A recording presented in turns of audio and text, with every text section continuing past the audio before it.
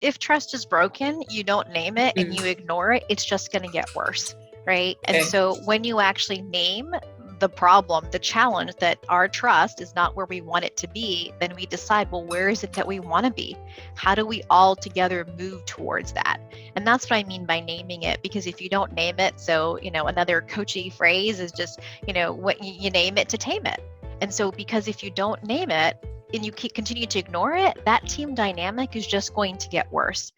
Hello and welcome to Voices with Talking Talent, the podcast that explores the real issues people face in the workplace. This is a space to have the open and brave conversations that inspire change and spark action. We're Talking Talent, and every week we'll be joined by a different guest. Stay tuned for discussions on the issues that business leaders are trying to overcome and what the future looks like for truly diverse and inclusive organizations. Hi, thank you so much for being back for another episode of Voices. And you're going to be really glad that you tuned into this one. We're talking about space and grace in the workplace. Yeah, I know it sounds cool to say it, but what is it? And then what is our role to help create a culture where people feel safe to just show up as their authentic selves? How do we create that for other folks and for ourselves too?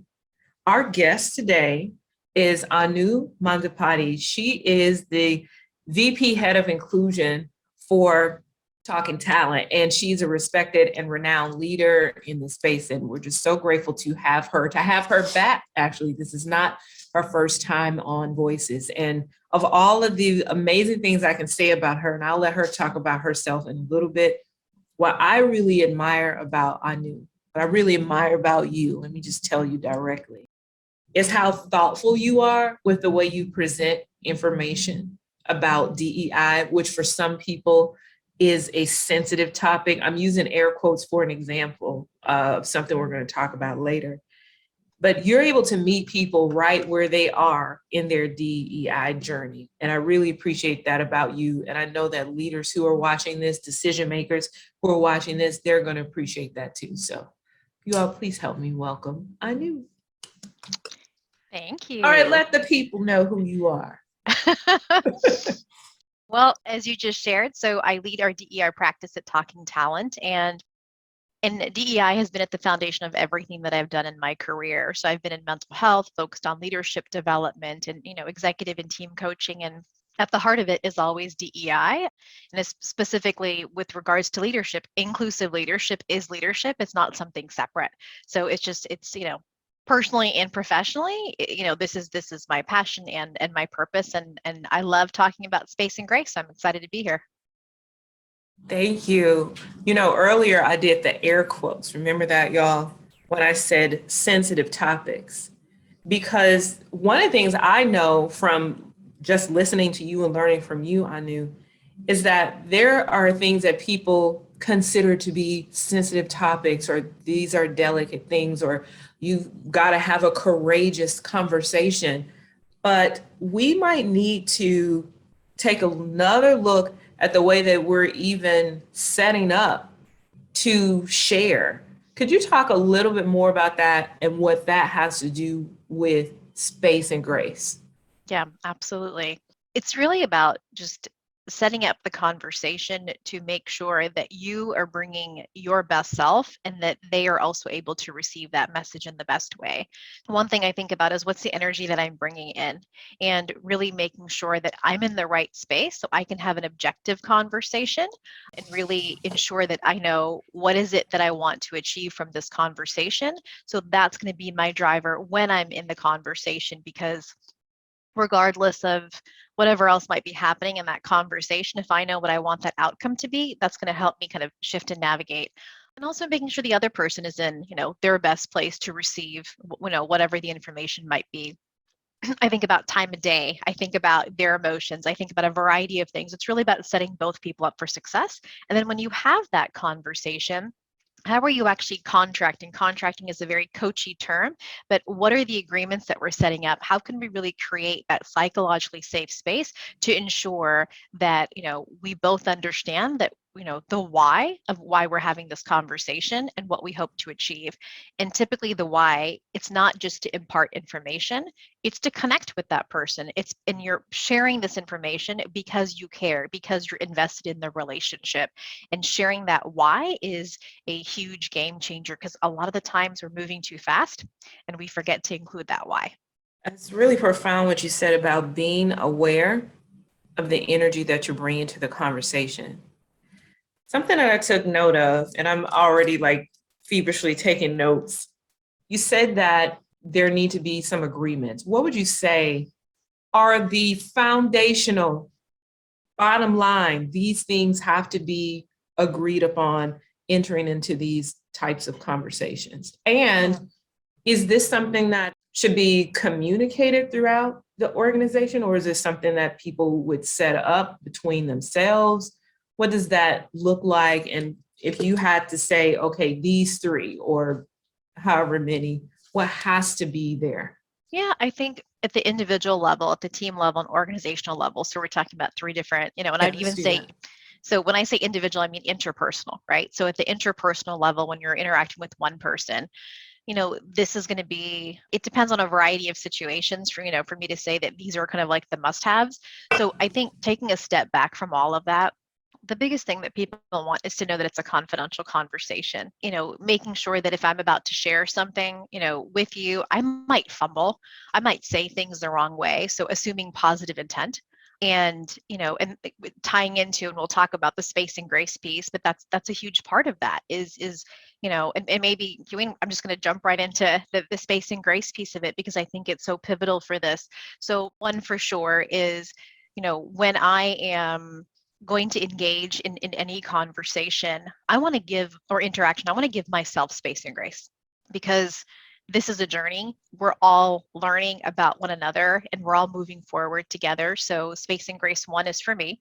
Space and grace, two, as I call it, is really about, I'm in the conversation. So how am I asking for space and grace? And that's part of that agreement, that contracting from the other person, because I hope that that person is assuming positive intent, but I might fumble, I might say something, it might not be taken the way I intended. So it's about having that conversation there. We can talk about, hey, you just said this and it didn't land so well with me. So we can talk about that, because we're setting those parameters there, and that creating that psychologically safe space. And that third space and grace, I would say, is when someone gives us feedback or they're giving us some form of information. How do we give them space and grace? Because first of all, if they're giving us some feedback, it doesn't mean it's the most comfortable for them, especially if there's a difference in position, like positional power. Let's say you're giving feedback to your leader, right? So there might be a little bit of discomfort there, and there might not be, but that space and grace, sometimes people want feedback wrapped up in a nice neat package with a red bow on top.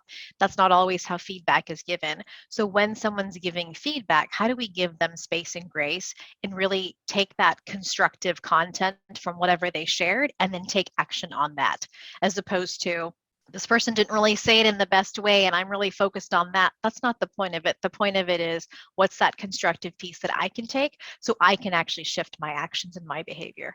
When you spoke about the agreement of a confidential conversation, it reminded me of a recent experience that I had where, although that was not stated up front, there was somewhere within that conversation, a good part of the way within that conversation, maybe 15, 20 minutes in, where I knew within myself that this was a moment.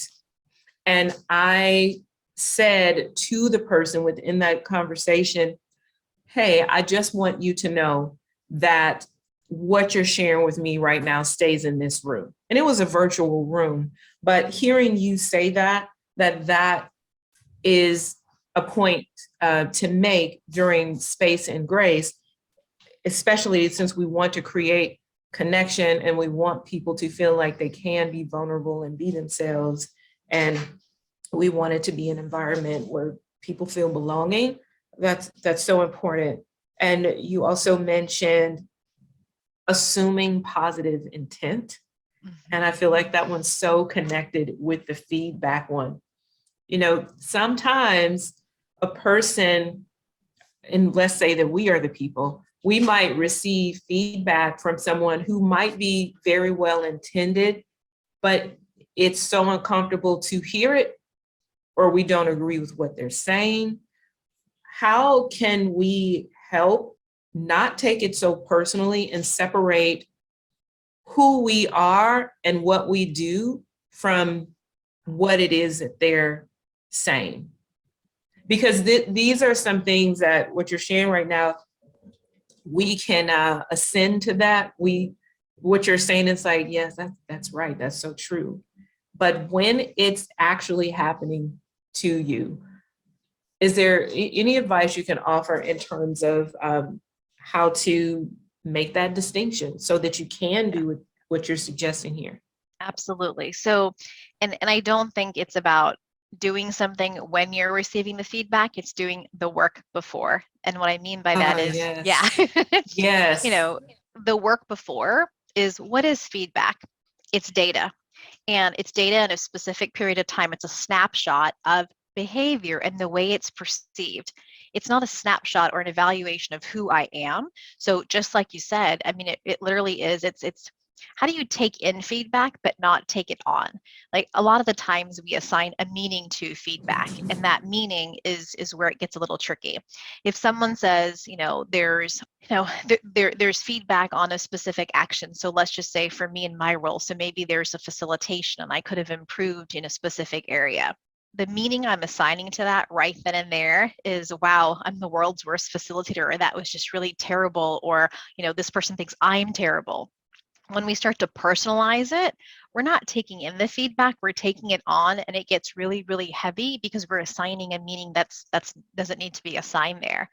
If I'm taking feedback in, okay, here's an opportunity. Yes. Yeah, here's an Mhm. opportunity, my facilitation, here are things that went really well, here are some things I can improve upon.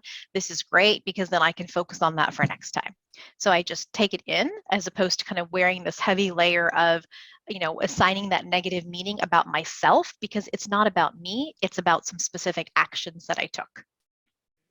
One of the things I've trained myself to do, Anu, and I can't say that I do it naturally. I have to, as you said, do that work on the front end so that it can start to kick in and speak to me when I'm in the moment. Just yesterday, I received some feedback on something that I had written. There were two mistakes in it that I didn't catch that had to do with punctuation. As I was responding to that edit, I purposefully said, I'm not going to apologize for this. I'm not going to do the, oh, I'm so sorry, I didn't catch it, this, that, and the other. No, I said, thanks for catching that. It's fixed now. Yep. And that kept me from, why did I miss that? I must not be that good at this after all. How did that get past me? Thanks for catching that. It's fixed now. Yep. And no matter what the other situation, same thing. Thank you for noticing that. Thank you. I'm working on it. And I love that. That's really helpful. And you know what I think things like that do, if we'll do that front end work, not only does it help me from falling into the trap of imposter syndrome, which is easy for a lot of successful folks to do, I think help the other person know that they don't have to feel a certain type of way to give me feedback. They don't have to prepare themselves to give me feedback. And I know that I'm a little shy sometimes, depending on who it is, about giving feedback. And I would appreciate if I had space and grace to be able to do that, or know that I could do that. So I'm glad that you pointed those out. Yeah. Well, just with what you were sharing, right? So with doing the work ahead of time, and then when we're in that conversation, because if it's an email, it's much easier to do it because you get to be more thoughtful, you get to take your time. And when you're actually in the conversation, and this is the challenging part, because again, like you said, we all get it at an intellectual level, like we understand this, but how do you actually apply it? So I think in that conversation, if you're having a little bit of a reaction, then it's just taking a deep breath, taking a step back. And am I asking myself, am I taking this in or am I taking it on? What do I need to support myself in this moment? And doing just, and it's just practice. And you've heard me say this many times about a lot of things. Everything is really just about practice. It's not about perfection. So the more that I start to do that, I'm going to feel more comfortable. I'm going to feel more confident, and I'm going to be able to manage those types of situations in a better way for me as well as for the other person, because the energy that we bring into these conversations, my energy, if I'm the feedback receiver or if I'm the feedback giver, regardless of that, both of our energy in this conversation is going to impact the other. And so how do we both come into it? And a big part of that, I think, is also just creating an open feedback culture. So we talk about space and grace, but how do we make this the norm as opposed to the exception? And the more that we start practicing, it becomes the norm. So we don't have to worry about how is this perceived or how, and it's really ensuring that when you create that culture, it's going to be much easier for people to give and to receive it, because when I'm going to assume that positive intent when you give me feedback, it's going to be easier for you to receive feedback, right? So all of that, like, I think everything we've talked about is completely interconnected. As you were talking, I knew I was thinking about how important trust is, a foundation of trust in an environment. Have you read that book, Five Dysfunctions of a Team? Mm-hmm. It's one of my favorite leadership books. And in that book, for those of you who are listening and you may not be as familiar, what you really see is this new leader coming in, and bottom line, trust is completely broken, and trying to reestablish that. And everyone has these different ways that it's impacted them. But for me, the big takeaway is about how important trust is to an environment. And it could really be like trying to turn a big cruise ship, which takes hours to be able to do, to try to turn the thing around. So when I think about space and grace and creating a culture where there is a open feedback culture there. So when trust has been broken, when it's just fragile, when it's thin ice, how can leaders and people on teams be co-creators of an open feedback culture? Somebody has to start it and has to step out. Like, how do you do that when it might feel scary to do? You name it. If we're all feeling that trust is broken and we're not talking about it, that's not helping the situation. And so for us to move through something, we name it. And I mean, that sounds scary. I'm sure we all have been in these environments. Naming it, I hear you saying that, but I'm thinking, ooh, how would a person begin to do that? But then I remember your counsel about doing some work on the front end. So when you say name it, do you mean saying to someone, listen, I know that we've not always been able to share feedback? How do you do that? Whenever, if trust is broken, you don't name it and you ignore it, it's just going to get worse, right? And so when you actually name the problem, the challenge, that our trust is not where we want it to be, then we decide, well, where is it that we want to be? How do we all together move towards that? And that's what I mean by naming it, because if you don't name it, so, another coachy phrase is just, what you name it to tame it. And so, because if you don't name it, and you continue to ignore it, that team dynamic is just going to get worse. So when you actually name the challenge, name the problem, and then we all work together to come up with the solution. We all come together to talk about what's the culture we want on our team. It's not about, shaming, blaming. It's really about, okay, here's where we're at. Now, where is it that we want to go? And how is it that we get there? What are some actions that we want to stop as a team? What are some actions that we want to continue as a team? What are some actions that we, so it's basically the start, stop, continue exercise. So engaging in those kinds of behaviors, it's really about taking time. And I think at the individual level, at the team level, taking time to look at, where am I? Where do I want to be? Where's the team? Where do we want to be? And doing that on a regular basis. And when trust is broken, and for trust in general, it's not just earned, it has to be extended to. And so it's give a little, extend a little, and see how that feels, have conversations. I mean, at the end of the day, everything that we've been talking about here, from agreements to space and grace and connection, all of this is communication. All of this is to have better relationships with people, really see people for what they bring, valuing them. How do we work together to create the outcomes that we want? And so all of these pieces, especially trust, I mean, it's not optional, it has to be there. So and it can always be improved, and it can always increase. So what is our trust level now, and how do we continue to improve upon that? And what you're talking about takes real intention and real work. It's so much easier, and we've experienced these things. It's so much easier for certain organizations maybe we're going to have a retreat, or we're going to do some meditation and some yoga, like these different one-off exercises or activities that are meant to create trust or create some type of connection. But when these real issues are not addressed, it doesn't work. I'm reminded of the DEI ebook that you just recently did. We have a free download of a DEI ebook. You all can check that out on our website. And in the book, Anu talks about when organizations don't confront the real issues, no real work gets done. And the people within the organization and people who are looking on, they know it. They can see it too.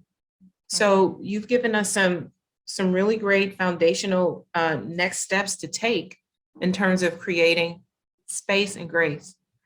Is there anything else that you think sometimes gets overlooked when it comes to space and grace, psychological safety, and things like that we absolutely want our listeners to get? I don't want to miss that. Yeah, I think the biggest piece is we think about our own psychological safety and how can, like, what do I need? And I think it's important to also think about the other person or people, in the conversation. What do we all need? And how do we actually create that together to be able to, to have the interaction, conversation, work together, et cetera. And so it's just to make sure that, we're kind of in our emotions, and we want to think about the other people involved as well, and role model it right at the very beginning, like just talking about what it is that we all need, to move towards the outcome that we want. Thank you so much. I could go on and on with you. I mean, I have learned so much from you, and I'm so grateful to know you. You all can learn more about Anu by clicking on the link in our bio, and then go look up Anu and see the great work that she's doing, not just in Talking Talent, but even outside too. So thank you for being here. Thank you. Thank you for listening. This podcast has been brought to you by Talking Talent. We're a coaching organization that helps you develop, advance, and retain your talent. Together, we can create a more inclusive culture where your people and your organization can thrive. You can visit us online at talking-talent.com. That's talking-talent.com. If you liked what you heard today, please be sure to subscribe and leave a review. Thank you.